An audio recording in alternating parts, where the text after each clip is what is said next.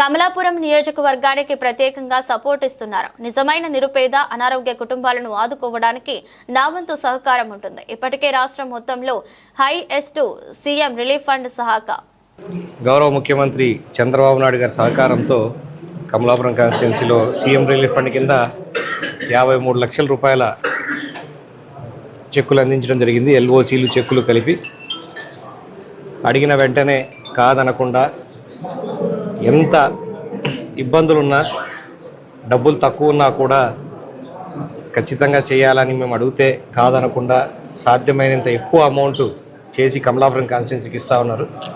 Extra support కూడా ఇస్తున్నారు Kamalapuram constituency CM గారు.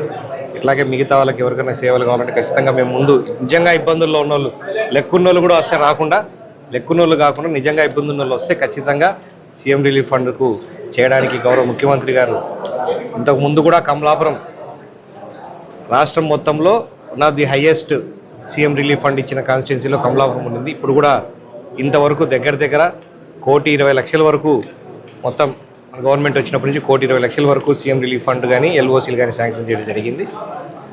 ఇంకా కొన్ని పెండింగ్గా ఉన్నాయి కూడా దగ్గర 50 లక్షల నుంచి 60 లక్షలు ఇంకా ప్రాసెస్లో ఉన్నాయి. ఎంక్వైరీ అయిపోయిన తర్వాత అవి కూడా తొందరలో ఇస్తామని చెప్పి తెలియజేసుకుంటున్నాం. మరొక్కసారి చంద్రబాబు నాయుడు గారికి గౌరవ ముఖ్యమంత్రి వారికి ధన్యవాదాలు తెలియజేసుకుంటున్నాం.